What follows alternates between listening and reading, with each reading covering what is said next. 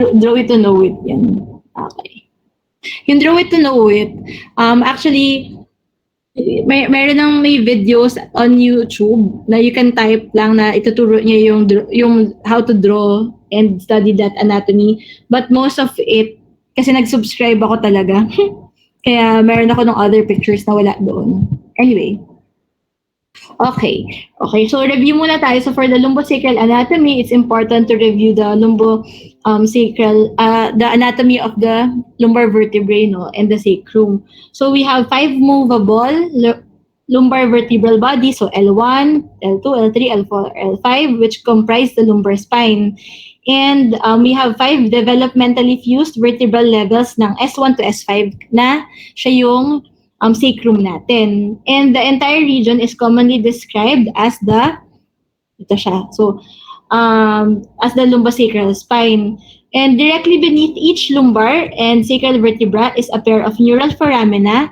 So, syempre hindi pala kita dyan. Okay, dito. No? In between, may neural foramina, wait lang, foramen, isa, foramina madami. Okay. Yan. Okay. The entire region is commonly described as the lumbosacral spine nga ito. And going back. Sige.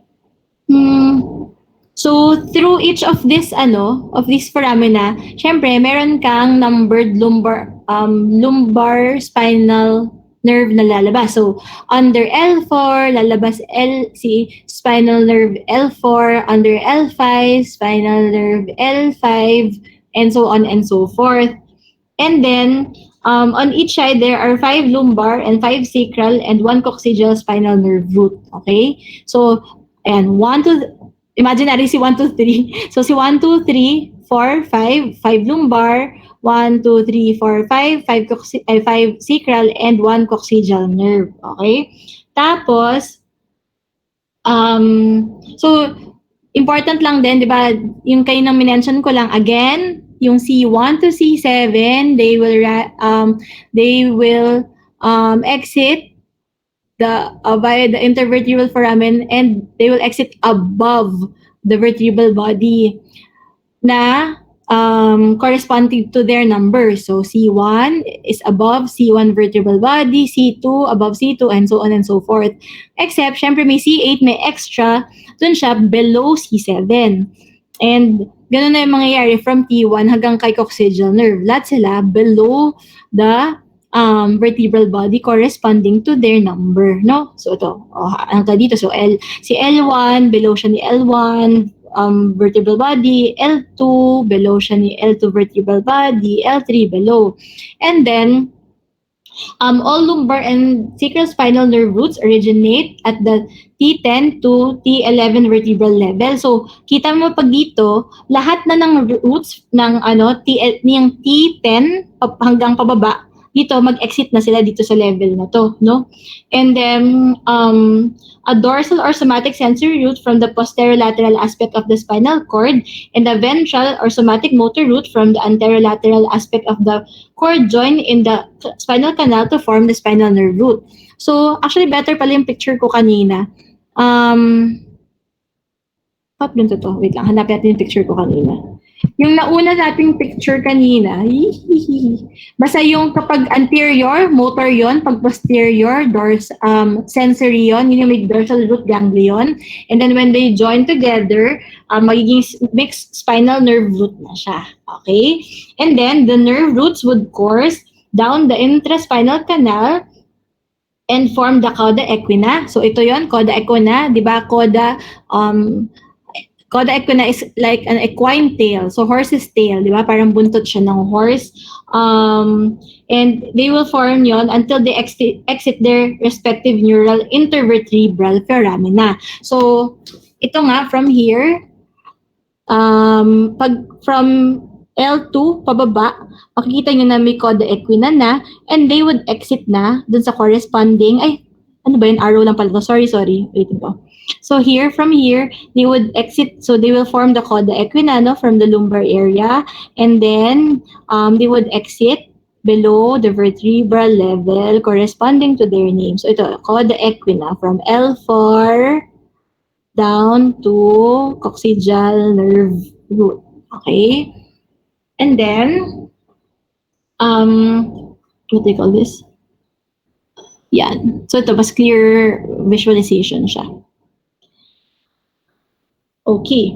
So, the most common etiology of lumbosacral radiculopathy is nerve root compression caused by a disc herniation or a neural foraminal stenosis due to degenerative arthritis or spondylosis affecting the spine. So parang ganun din nga dun sa cervical um radiculopathy. So, ang pwedeng mag-cause is kung itong disc mo, ito ang posterior, okay? Ito ang anterior. If your disc bulges, di ba, posterolaterally, pag naipit niya yan, it could cause radiculopathy.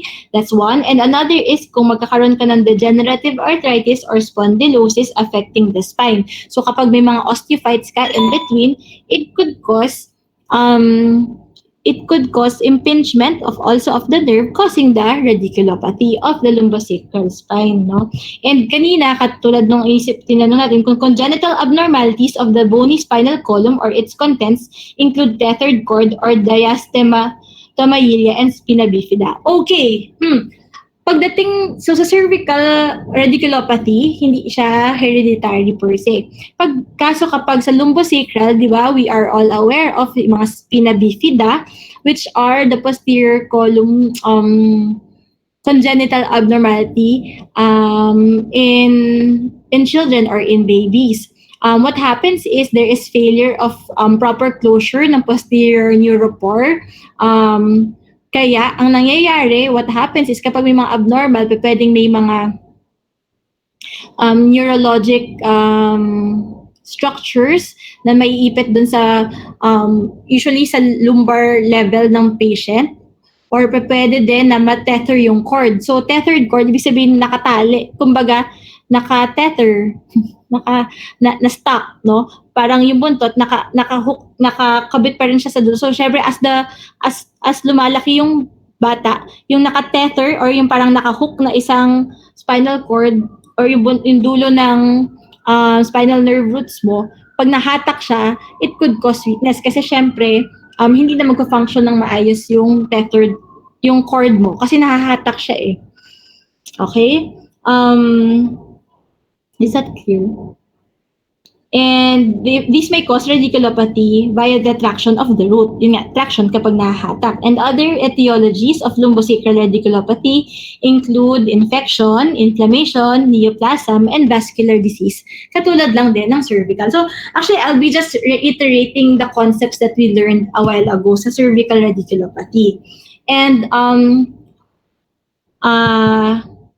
these are the non-skeletal causes of lumbosacral radiculopathy. So ito yung mga systemic, yung laging paulit-ulit sinasabi na dapat i-investigate natin na causes para yun yung isa-solve natin para ma-resolve yung mga yung radiculopathy natin. So we have diabetes, inflammatory disorders such as AIDP or Guillain-Barré syndrome, CIDP, sarcoidosis, as infectious processes such as Lyme disease, cytomegalovirus, herpes simplex, syphilis, malignancies such as lymphomas or metastasis, multiple myelomas, and vascular problems such as arteriovenous malformation and vasculitis.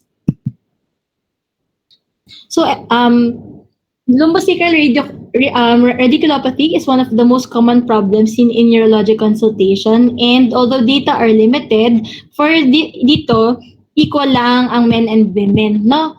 Tapos, estimated lifetime prevalence is 3 to 5% for adults. Okay, so ang difference sa cervical, mas common ng kaunti sa males kaysa sa females. Pero sa lumbosacral, same yung prevalence, no? So, depende sa nerve root that is affected, the symptom of the patient would depend on the level affected, no? So, for L1 radiculopathy, although it is very rare, actually it's very rare kasi hindi naman mobile yun eh. As T12 is, ang tawag dito, connected to L1, hindi sila masyadong mobile sa area na yon, di ba? Ang pinaka-mobile, yung mas mababa, ay nasa L4 or L5. Kaya mas nandoon karamihan actually ng radiculopathies. Anyway, I digress. So, symptoms involve pain, paresthesia, and sensory loss in the inguinal region. So, ito ulit, papasok ulit dito yung dermatomes natin. So, sorry, I didn't, dapat naglagay ako ng picture ng dermatome. Sige, pag binigay ko yung PowerPoint, maglalagay ako ng mas magagandang pictures, promise. So, bigay ko tonight yung PowerPoint. Lalagyan natin ng mas magagandang illustration pa for you to understand. But, yun nga, you just have to memorize the dermatomes, no? Syempre, nasa inguinal area na yung, tawag dito, inguinal area kapag L1. Tapos, for L2, L3, and L4 radiculopathies, most often seen in older patients with spinal stenosis, and they are generally considered as a group because of marked overlap of innervation of the anterior thigh muscles. Kasi, ang L2 to L4, yan yung sa mga femoral, yan ang nerve roots ng femoral and obturator nerves natin. So basically, halos yung buong anteromedial thigh mo, L2 to L4 ang in charge dyan, no? Tapos, acute back pain is most common presenting complaint kung saan nag-exit mismo yung mga nerve roots, no? Often radiating around the anterior aspect of the thigh down to the knee. Kasi, andun yung dermatome level ng L2 to L4. L5 radiculopathy is the most common radiculopathy affecting the lumbosacral spine, and it often presents with back pain that radiates down the lateral aspect of the leg into the foot. On examination, ito ang pinaka-importante. Yung strength can be reduced in foot dorsiflexion and toe extension, foot inversion, and foot eversion. And reflexes are generally normal. Kasi, ang L5, hindi yan, kasi di ba ang sinecheck nating reflexes ay patellar at saka Achilles. Ang patellar, ano yan, L3, L4. Tapos yung Achilles, ano yan, S1. So, kaya kapag ang L5 mismo, very specific ang affected, DTRs are not affected, okay? And ang pinaka-importante, di ba, pag L5, ang myotomia, toe extension. Yan talaga yung, sa myotome dance. OMG, papakita ko sa inyo yung, dito ba sa phone ko? Sige, mamaya, nasa Instagram ko. Meron yung myotome dance. Diba? Alam niyo yung myotome dance, diba? Yung mamaya na lang. Basta yung elbow flexion, diba? C5, C6 kapag elbow extension at saka wrist extension. Wrist flexion is C7, finger flexion T8, finger abduction T1, diba? In my mind, tumatango kayo, no? In-imagine ko tumatango kayo. Opo, yun nga pala yun. Okay. Tapos, importante rin yun kapag nag-assess kayo ng mga patients ng spinal cord injury, yung Asia Impairment Scale. I'm not sure kung nandun na kayo. Hindi ko na maalala yung syllabus natin. Pero Asia Impairment Scale, yun yung ginagamit natin to assess patients with spinal cord injuries. Tapos, may grading yun per myotome and per dermatome. Tapos may scoring yun. Tapos, meron kang neurologic level, iba-ibang mga levels yun. Yun ang isa sa mga pinaka-toxic na initial eval kapag spinal cord injury patient. Okay, I digress. I'm sorry. So, in S1 radiculopathy, the pain radiates down to the posterior aspect of the leg into the foot from the back. And then on your examination, reduced ang strength ng leg extension and plantar flexion. Plantar flexion yung pinaka kasi yun yung nerve root nun talaga ng plantar flexion, S1. And kaya affected ang leg extension kasi gluteus maximus, di ba? S1 is part ng nerve root yan ng gluteus maximus mo. Ano ba ang gluteus maximus? Inferior gluteal nerve. Pero wait lang. L5, S1 kasi yon, ang inferior gluteal nerve. Yun ang nag-innervate sa gluteus maximus. Okay. Okay, mag-alala, hindi ko rin yan memorize dati. Okay, so sensation is generally reduced on the posterior aspect of the leg and of the lateral foot, and ankle reflex loss is typical. So S1, S1, plantar flexion, yan yung DTR na nawawala. Okay. And S2, S3, and S4 radiculopathies due to structural etiologies are very rare. Kasi nasa pinaka-ibaba na sila, no? And, di ba, sacrum naka-fuse yun. So, halos hindi yun magagalaw unless, ang mga nakita ko lang na merong involvement doon ay mga metastatic disease of the sacrum, mga cancer, ganyan. Kadalasan sila yon. Kasi kahit infection, hindi masyado unless may abscess sila somewhere there, which is also rare. Mets lang talaga ang naiisip kong common namin nakikita sa mga sacral na involvement, no? And patients can present with sacral or buttock pain that radiates down the posterior aspect of the leg or into the perineum, and weakness may be minimal with urinary and fecal incontinence. Oh, and yun din. Kasi syempre, ang nag-i-innervate sa bladder natin, di ba? Yung motor part niya is S2 to S4, which is the pudendal nerve. So, magiging involved, syempre, ang bladder function if you have involvement of these spinal nerve roots. Okay, so for workup, ganun din, clinical ang diagnosis of lumbosacral radiculopathy and hindi necessary ang diagnostic testing agad-agad, especially kung neurologically intact and you don't suspect any underlying neoplasm, infection, or inflammation.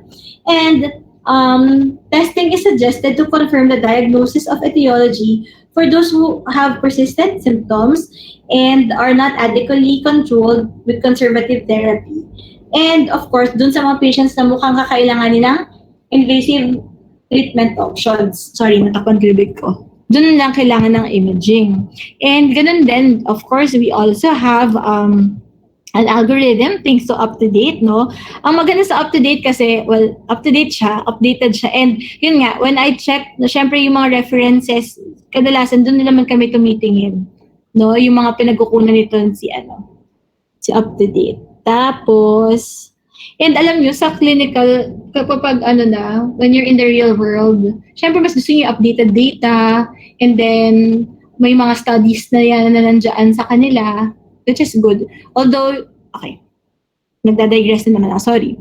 Okay, and so when you have a clinical presentation consistent with acute lumbosacral radiculopathy, so pain, weakness, numbness, no?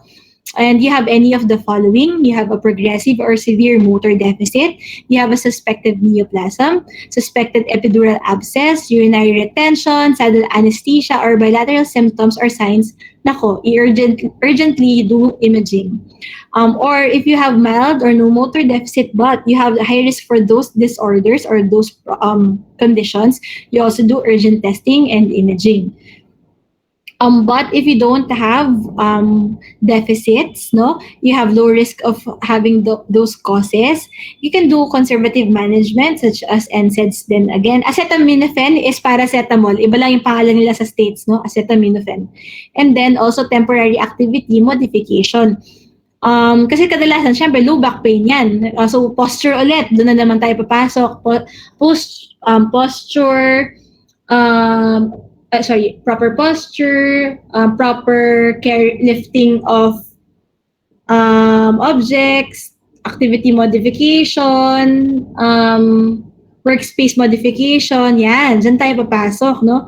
And then we reassess for 2 to 4 weeks if there's inadequate response and if you have other options, you reassess again, and then kapag talagang wala na sa huli, you'll do the imaging, no? Kapag kapag inubos mo na lahat, so after mo mag-NSAID, nag-PT ka na, lahat ng mga physical agents natin, binigay na natin, tapos nagbigay na rin tayo ng steroids, hindi mawala-wala, doon na tayo mag-imaging talaga. Although, it's prudent also naman na, I mean, you wouldn't be faulted or if you do imaging from the get-go para wala ka na ma-miss sa start pa lang. Pero kung syempre, hindi naman tayo basta-basta nagtitest ng ganyan and tipid-tipid din, mahal din ang MRI, we can go clinical talaga lang. Okay? And then, yun na nga, kung for the diagnostics, ganun din, Same as cervical radiculopathy, we also do neuroimaging with MRI, which is preferred kasi nga more detail, especially in soft tissues, CT or CT myelography as appropriate, and CSF analysis if inflammatory or infectious causes is suspected. Yun nga, mag-lumbar puncture tayo to check if you have an infection.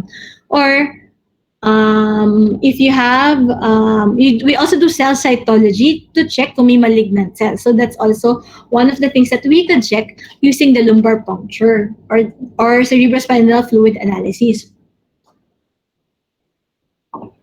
And then when we have our diagnosis or we have our working impression, we will of course give mechanism specific treatment. If it's inflammatory or vascular in etiology, we give the appropriate treatment for that. Ganun din for neoplastic or infectious etiology. So it may be chemotherapy or antibiotics, antivirals, no? And if you have disc herniation or foraminal stenosis causing progressive or severe motor deficit, of course, surgery na tayo kasi there's no other way but to open up that narrowing space, diba? So we do discectomy or foraminal decompression. And if you also have itong nagkakaroon ka na ng disc herniation causing quad equina syndrome, utang na loob, ayan, magkakaroon ka na ng bladder and bowel problems. Of course, actually, yan ang tanging emergency when it comes to cervical pathologies, no? Kapag meron kang yung acutely changing bladder and bowel movement problems, go. Surgery agad. As in, agad-agad. Discectomy na agad yan. Para ma-release mo na yung lumbosacral nerves mo, no? From the herniation. And, okay. So, there. So sinabi ko na lahat without this. And all of them actually are sensitive in disc herniation. As in, yung para lang makita yung disc, makikita mo naman sila lahat. Pero yung foraminal narrowing, yung other structures, yung spinal cord, no? Kung may inflammation, kung may enhancement, and all, depende yan per diagnostic na gagawin. Okay, so ito, MRIs yan. So, makikita mo dito, here, this is a lumbar spine MRI, no? Sagittal section yan. Ito yung 1, 2, 3, 4, 5, tas S1. Wait lang, no. S1 to. Ano ba yun? May label na, no? S1. Pag nakita na kayo ng angle, ito na yung lumbosacral angle, no? S1, L5, L4, L3, L2, ganun kami magbilang, hanapin mo to. Tapos, actually, kung makikita mo yung lower like this, makita mo naman yung sacrum pag ganyan na siya, ay mas fused siya.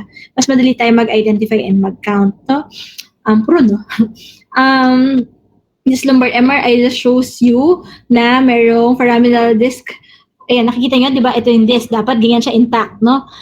Puro, no? Ito, nakita nyo, it's narrow. I mean, mas flat siya. And then, it's protruding posteriorly, no? So, what happens is, yung exiting dapat dito, yung exiting here, na L5, nerve root, na i-impinge. Kasi, ayan, napoprotrude. Yun yung ibig sabihin nun, no? Tapos, here, you have a lumbar spine MRI. Then, ito yung sagittal section. This is the axial section, and just to orient you, this is the body, no? This is the spinous process, okay? Transverse process. Ito yung spinal cord mo. So here, ito na yung pag-exit, no? Dito yung intervertebral foramen. And here, you can see there's an osteophyte. So parang yan, yung point, yung pinapoint niya talaga na maliit dyan, osteophyte. So literally, alam mo yung parang pera-pera. So yung parang pag nakadurog ka ng maisip na madudurog. Kasi kasi mga maliliit na peraso yan ng bone that grows, kind of grows, or parang dahil nagdegenerate, nagkakaroon ng tusok-tusok, hindi na siya smooth. Yan.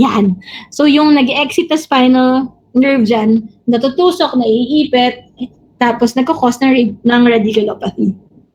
And here, ganun din here, you can see that there's an extrusion of the lateral disc here. Okay, so yun. So dito, yan sa axial, mas makita mo nga siya. Ayan, dito siya. Imbes na intact siyang pabilog na ganyan, umano pa siya dito. It extruded out here. So may ipit yung lalabas dito dapat. Ito dapat. Lalabas, naipit siya. Okay, may sound effect, sorry. So there, for routine initial assessment, so MRI talaga kasi more informative siya than CT. And then, ang advantage pa niya, of course, walang ionizing radiation. CT is like 100 times more radiation than an X-ray, di ba? So parang, would you subject yourself to that if you can subject yourself to an MRI without really ionizing radiation? Kaso kung may magnet ka, wag ka sa MRI. Doon ka, ay sorry, kung may metal ka, sa CT or sa magsi-CT myelography ka. Ang maganda sa CT myelography, of course, over CT, you have a contrast dye and you can visualize spinal nerve roots better, no? Mas kikita mo siya through the neural foramina. It's nice. Sorry, wala akong image dyan. Okay. And katulad din sa ano, if you can see it in your imaging, maybe it's something functional and we can see that or we can assess that better by using electrodiagnostic tools, no, such as your nerve conduction studies, yung mga snaps nyo, yan, check natin yan. And then, and EMG, electromyography. And EMG kasi may provide objective evidence of denervation when there is no motor deficit or uncertain motor deficit. Yun nga, kasi di ba minsan, pain lang talaga yung symptom mo. So, yung mga, kahit hindi pa siya symptomatic, you can detect that through EMG. And it may also give you an idea of the timing of the denervation. So parang at least meron may age mo din eh. Meron yung certain times kasi kung kailan lalabas yung fibrillations, no? Kung magkakaroon ka pa eventually ng fasciculations or yung size ng motor unit potential mo, yun, tsaka duration, yun, nakakatulong yun sa atin.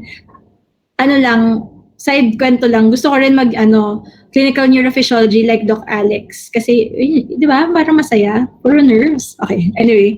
So, ito yung balak kong subspecialize pa. Aral lang tayo ng aral hanggang tumanda tayo. Okay, and needle EMG examination is more sensitive and it provides better localizing information than nerve conduction studies. Kasi nga, di ba, ang needle at least straight to the muscle, to the muscle yun, and yun na nadedetect niya, no? But yung surface kasi ang electrodes of course ng snaps natin ng nerve conduction study. So parang hindi siya mas hindi mas specific yung information. Okay? And then, we can also do somatosensory evoke potentials but hindi pa natin nakikita yung clinical value niya. Although what we can do this is more useful in conditions such as like demyelinating problems, GBS, CIDP, no? Makikita mo sa SSEP, mas may use siya doon. Okay. Although ginagamit namin to, yung SSEP namin, pag may mga intraoperative spinal surgeries, no? Kasi, puro no. Kasi it will help us monitor kung intact yung connection from the brain to the nerve. Yun ang mga nadedetect niya. Kasi parang magsisend ka ng signal, kailangan yung signal na yon. Pag send mo ng signal dun sa peripheral nerve or peripheral nerve or muscle, dapat madedetect siya, pupunta siya sa brain, tapos ipiping back siya sa'yo. Ganun, basically, ang somatosensory evoke potentials. Pag bibigay ka ng sensory input, itatry mong, may electrode ka rin sa head, at saka sa neck, at saka sa spine. Tapos titingnan mo kung dumadaan siya, kung pumunta siya hanggang sa tuktok ng utak, hanggang pabalik ulit dun sa kung saan mo sinend. Galing, no? Okay. Sige, wala na pala akong lecture ng ganun. Pero yun siya. Okay, CSF analysis. So, lumbar punctures, i-check lang kung mataas yung WBC, yung protein, kung may cytoalbuminologic dissociation, GBS yun, pero syempre hindi yun radiculopathy. Ano na yun? Polyneuropathy na yun, okay? Tapos, we do not do this kung may suspicion ka na epidural abscess kasi baka ikalat mo lang yung abscess na yun. Lalo na kung dun ka sa L4, L5, yung abscess, doon ka tutusok. And in the presence of a known primary tumor, evaluation of the CSF is usually indicated only kung hindi diagnostic yung MRI mo. Kasi minsan makikita mo naman na sa MRI yun na parang meron siyang lesion doon that looks more of an infectious process, no? So, hindi ka na kailangan mag-CSF analysis. Okay? Okay. So, differentials for lumbosacral radiculopathies are lumbar spinal stenosis, Coda equina syndrome, diabetic amyotrophy, lumbosacral plexopathy, and mononeuropathies of the leg, femoral, sciatic, peroneal, tibial, and nerve lesions. So, any lesion along the lumbosacral plexus, pwede. I mean, as differential siya for a radiculopathy.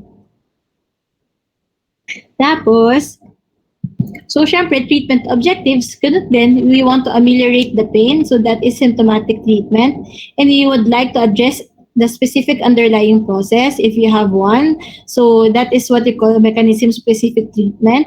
And yun nga, ganun pa rin, paulit-ulit to. Hanapin mo kung may neoplasm, infection, and then you treat accordingly.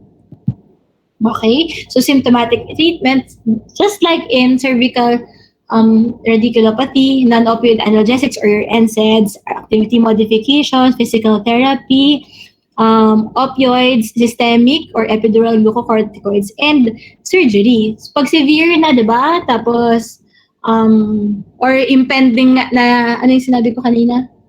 Cod equina syndrome, emergency, kailangan na operahan agad.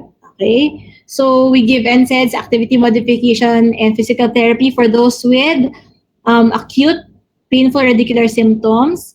And usually short-term lang siya na NSAID, pwedeng 5 to 7 days lang. Modification na activity or meaning avoidance ng provocative activities or physical or manual activities with mild to moderate symptoms na control. No? And opioids, tramadol, yung morphine medyo extreme na yun. Baka sa mga cancer patients na yun na may metastasis. Pero yun nga, based on clinical judgment siya. And syempre, fixed schedule para and only for a limited period of time. Very controlled dapat. Then glucocorticoids, may it be systemic or epidural. Pero yung benefit niya, modest lang and transient. And surgery na nga. So what we can do is an open discectomy or a microdiscectomy. Siyempre, hindi na pwede dito yung mga anterior approach kasi lahat na ng gastrointestinal organs mo, kailangan mong ihawi bago mo mapuntahan yung lumbosacral area, di ba? Hindi na siya practical. So ano lang yan, posterior approach or lateral approach. So it could be an open discectomy or microdiscectomy. Basically, ang difference lang nito, yung laki ng incision. So open, usually 2 to 3 levels. Pag micro, 1 level lang yung hiwa. Masaya siya, pero ang tagal-tagal ng surgery. Minsan maganda na mag-open na lang para mas mabilis. Okay, anyway. Prognosis, ganun din siya. Bakit dito likelihood of both? So, acute lumbosacral radiculopathy caused by disc herniation or foraminal stenosis is often painful. Pero, bakit ko nabura yan? Pero basically, ganun din. It could subside, but pwede kasi siya mag-worsen through time pa din. That's why you have to manage it accordingly. Okay? So there. Tada! Thank you for your attention. Yun na siya. Have any questions? Or andyan pa ba kayo?